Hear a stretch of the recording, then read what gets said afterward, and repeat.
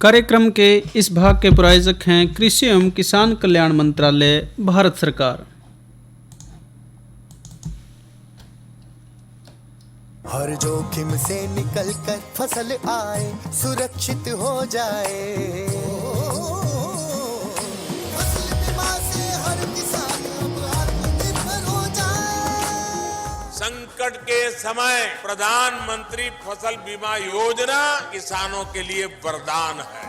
अब सूखा पड़े या बाढ़ आ जाए कोई डर नहीं। अब ओले पड़े या कीट पतंगे फसल खा जाए कोई फिक्र नहीं, क्योंकि हमने लिया है प्रधानमंत्री फसल बीमा। बुआई से फसल कटाई तक हर जोखिम का दावा, न्यूनतम प्रीमियम पर अधिकतम भुगतान का वादा। योजना से हर साल जुड़ रहे हैं 5 करोड़ से ज्यादा किसान। अब आपकी है बारी। नजदीकी कृषि कार्यालय, सहकारी समिति, बैंक शाखा, अधिकृत बीमा कंपनी या जन सेवा केंद्र में स्वेच्छा से करा सकते हैं पंजीकरण। फसल बीमा पोर्टल या फसल बीमा ऐप द्वारा भी कराया जा सकता है पंजीकरण। प्रधानमंत्री फसल बीमा योजना, आपकी फसलों का संपूर्ण सुरक्षा कवच। कृषि एवं किसान कल्याण मंत्रालय, भारत सरकार।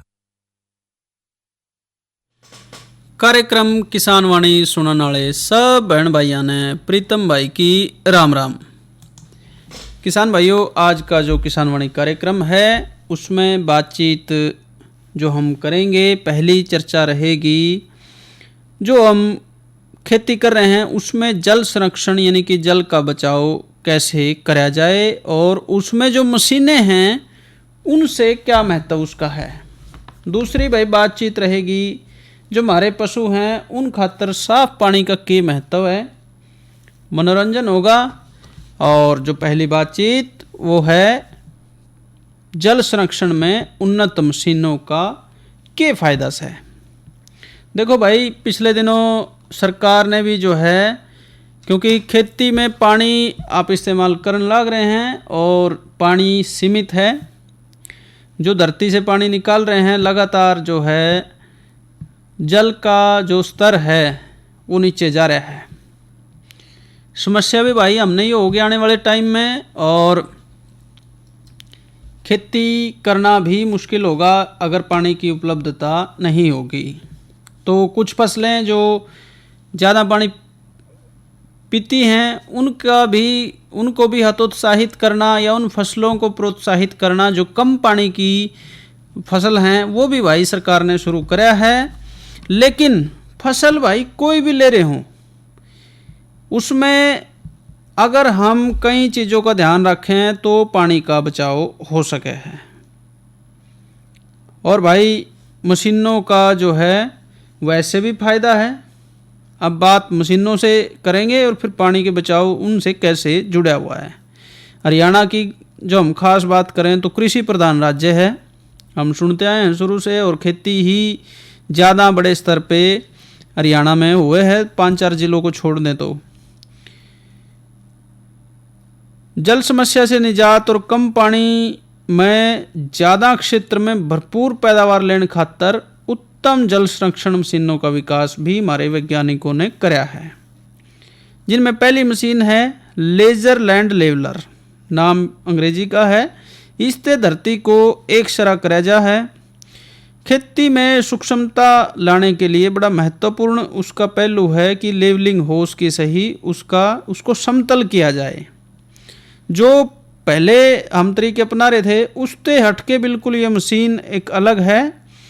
इसमें किरणों के द्वारा ट्रैक्टर के पीछे लगा जो माक्सा है उसको नियंत्रित करे है और उस किरण के हिसाब से, जिसने किसान भाई देसी भाषा में कहते हैं कि कंप्यूटर करा, उसके हिसाब से अपने खेत की भूमि को पूर्णतया समतल कराया जा सका है। बकेट के एक का नहीं सीमित ऊंचाई पे बंधने से उसके आगे आने मिट्टी कट के आगे खींचती चली जाएगी और जड़ें भी नीचे जगह मिलेगी। मिट्टी अपने आप ही उस बकेट के नीचे ही निकल के फैल जाएगी, सारा खेत एक समतल हो जाएगा।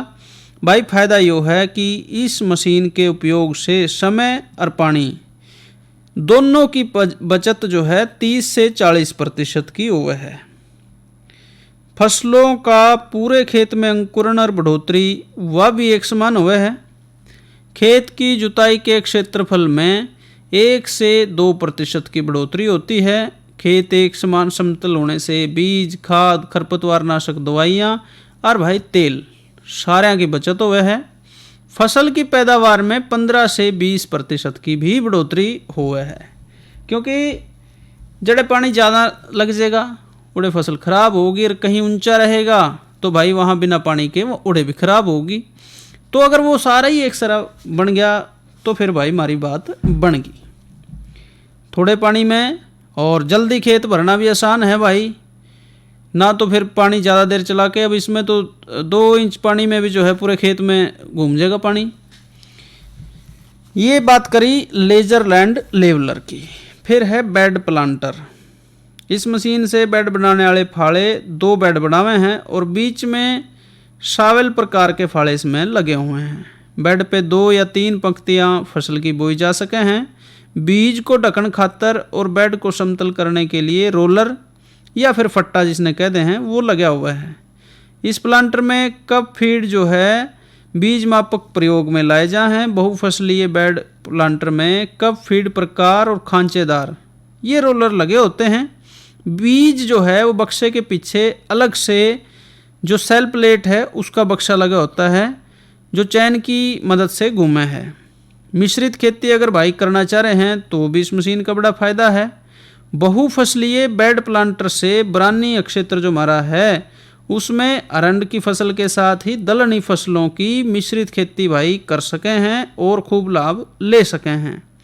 इसके प्रयोग से भाई समय, श्रम, तेल, उत्पादन लागत और ऊर्जा इन सारे की बचत हुए, पैदावार बढ़ोतरी पैदावार में हुए है।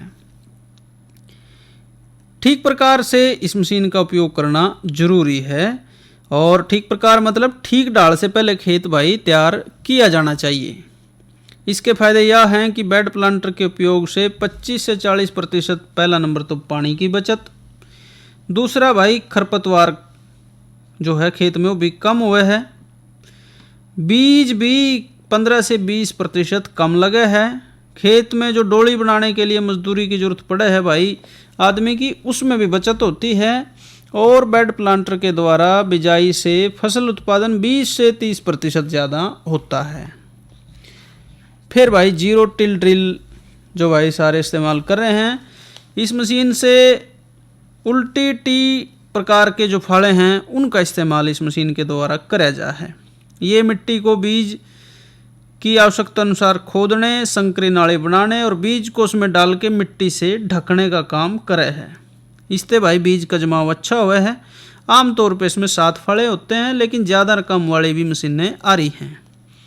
जरूरत के हिसाब से कतारों के अनुसार कम या ज़्यादा दूर भाई कर सके हैं, यह भी इसमें सुविधा रहे है। ये फाड़े विशेष प्रकार के ग्रेड स्टील के बने होते हैं जो बिना खुदाई के खेत में भी सुगमता से कार्य कर सके हैं, यानी कि बिना भाई जो तप डाला खेत है उसमें भी आप बिजाई कर सको हो।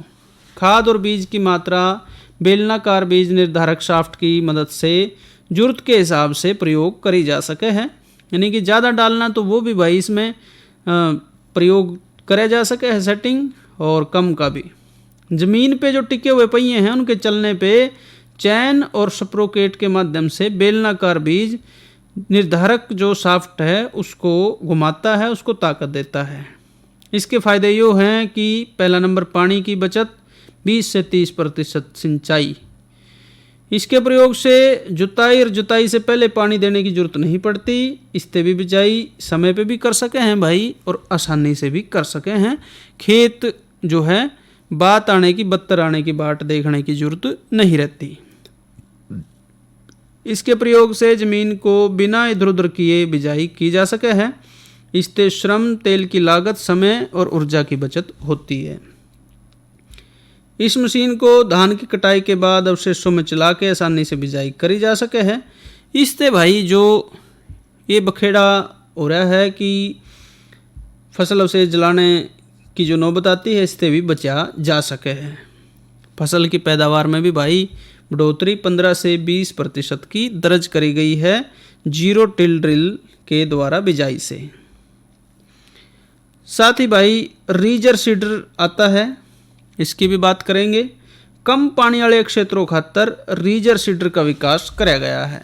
इस मशीन से आगे रीज यानी कि डोल बनाने के लिए 2 फाड़े लगे होते हैं और पीछे सावेल प्रकार के फलों द्वारा जरूरत के हिसाब से 1 या 2 पंक्तियों में बाजरा, मूंग, ग्वार, उड़द, मोठ या फिर अरहर की बिजाई करी जा है। रीजर सीडर में कप फीड प्रकार की जो बीज मापक प्रणाली है वो प्रयोग में लाई जा है। रीजर सीडर को खेत को अच्छे तरीके से तैयार करने के बाद ही प्रयोग करना चाहिए। बारिश के मौसम में रीजर सीडर से बिजाई करने का जो है किसान एक फ़ायदा ये ले सके हैं कि जो बीज ना उगने की समस्या है वो इसमें नहीं रहती। ज़्यादा बारिश के कारण खेत में पानी अगर खड़ा हो गया तो किसान नालियों की मदद से पानी को खेत से बाहर निकाल के और जो फसल में खराबी ज़्यादा पानी की वजह से आ सकती थी उससे बचा सके हैं। इसके भाई फायदे ये हैं कि 30 से 40% पानी की बचत, खरीफ फसलों की बुआई करने पे बारिश के कारण जो बीज पपड़ी बनने से उगते नहीं उस समस्या से भी बचा जा सके है। रबी की फसलों में सरसों और चना की बिजाई सूखी मिट्टी हटा के नाली में नमी वाले क्षेत्रों में करने में भी फसल का अंकुरण और जमाव अच्छा होता है। इसके द्वारा 1 घंटे में 35 अश्व शक्ति ट्रैक्टर से लगभग 1 एकड़ की बिजाई करी जा सके है। अश्व शक्ति यानी कि हार्स पावर। इसके द्वारा बिजाई से 20 से 25% पैदावार में भी बढ़ोतरी होती है। भाई ये मशीन ने तो इस्तेमाल कर ली, अब बात आवेगी इनका रख रखाव भी रखना है, वो भी चलते चलते बात कर लें। बिजाई का काम ख़त्म होने पे खाद और बिजाई के बक्सों को ठीक डालते साफ कर लें, ना तो फिर जो है खाद नमी के कारण साफ्ट और गरारी इन्हें जाम कर देगी। मशीनों के प्रयोग से पहले और बाद में अच्छे तरीके से देख लेना चाहिए कि नट और बोल्ट ठीक डालते कसे हुए हों। बिजाई के बाद बीज की नालियों से मिट्टी और घास फूस इसको अच्छी तरीके से साफ कर लेना चाहिए। मशीनों के काम से वापस आने पे गिल्ली मिट्टी लगी नहीं रहनी देनी चाहिए, क्योंकि इससे हमारी जो धातु है मशीन की वो बुद्धि हुए है और जंग लगने की संभावना भी रहती है। मशीनों के जो भी हिस्से हैं उसमें ग्रीस और तेल वो लगा के सूखे और छत वाले स्थान पर रखना चाहिए। इससे मशीनों का जीवन बढ़ता है और कार्य क्षमता में जो है वो भी बढ़ोतरी होती है। और भाई मशीनें हमारी ठीक रहेंगी तो बेहतर जो है काम आगे उनसे हम ले पाएंगे। ये बातचीत रही जो मशीनों से जल संरक्षण है। और अब रणबीर सिंह और साथियों की आवाज़ में सुनेंगे यू लोकगीत।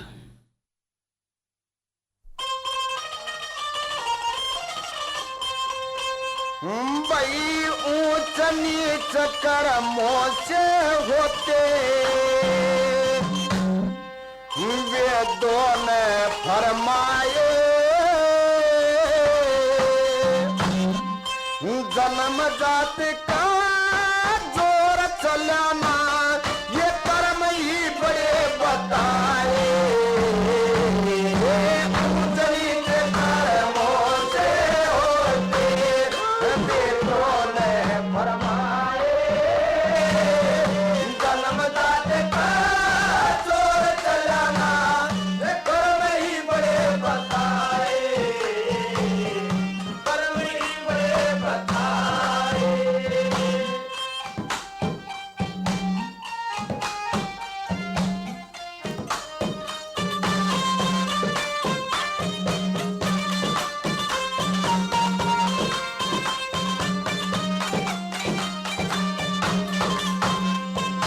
तेरा वाल्मीक ने करे कर्म बिल के इसलिए बिल कहाया, शिक्षा लगी सप्तर्षियों की वो कर्ण तपस्या लाया। तेरा बिल्ला आड़ कर्म छोड़ महर्षि की पदवी पाया, ज्ञान विज्ञानी सहस्त्र पढ़ के वो खुद रामायण बनाया। भाई सेवन पूजन भजन करे रे, सेवन पूजन भजन करे, नित्य ईश्वर के गुण गाए, जन्म जात का जोर चलाना ये कर्म ही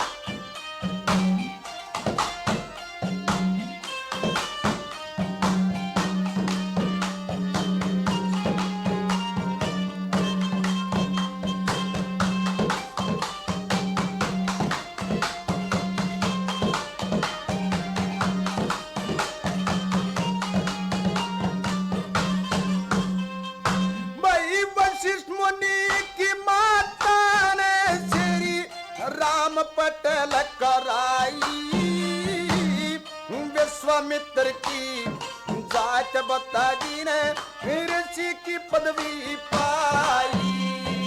हेरा ब्राह्मण वो कनीच कहा गया, वो रावण अन्यायी। भगत व भिक्षाणी तो कहते हैं था उसका छोटा भाई। झूठे बेर सबरी दलनी के, झूठे बेर सबरी दलनी के श्री रामचंद्र ने खाए। जन्मदात का छोड़ चलाना ये कर्म ही बड़े बताए। ऊंच नीच कर्मों से होते वेदों में फरमाए। जन्मदात का छोड़ चलाना कर्म ही बड़े बताए, कर्म ही बड़े बताए।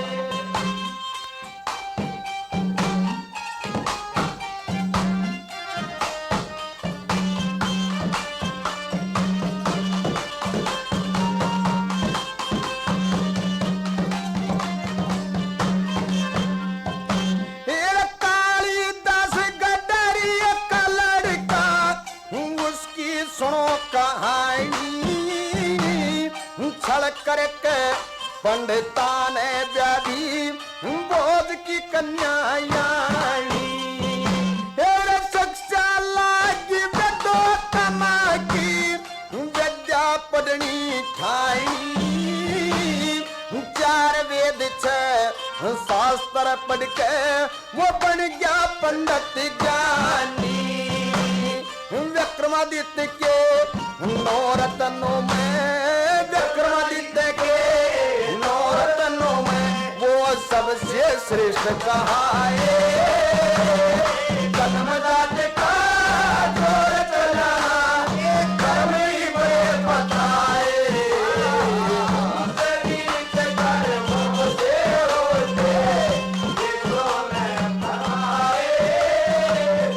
जन्मदात का छोड़ चलाना कर्म ही बड़े बताए, कर्म ही बड़े बताए। लक्ष्मी चंदी से कर्म करेगा वैसा ये फल पाना। नंदा नाई सदन कसाई जाने सभी जमाना। कबीर दास और रविदास ने लिया ईश्वर का गुण गाना। गरीब घरा में पैदा हो गए कल्याणा जलताना। पर भक्ति करके पार उतर गए, भक्ति करके पार उतर गए हो गए मन के खाए। जन्मदात का छोड़ चलाना कर्म ही बड़े बताए। ऊंच नीच कर्मों से होते वेदों में फरमाए। जन्मदात का छोड़ चलाना कर्म ही बड़े बताए, कर्म ही बड़े बताए। ऊंच नीच कर्मों से होते। और भाई आवाज़ें थी रणबीर सिंह और साथियों की। अगली जो हमारी चर्चा है वो है पशुओं के लिए साफ पानी का महत्व।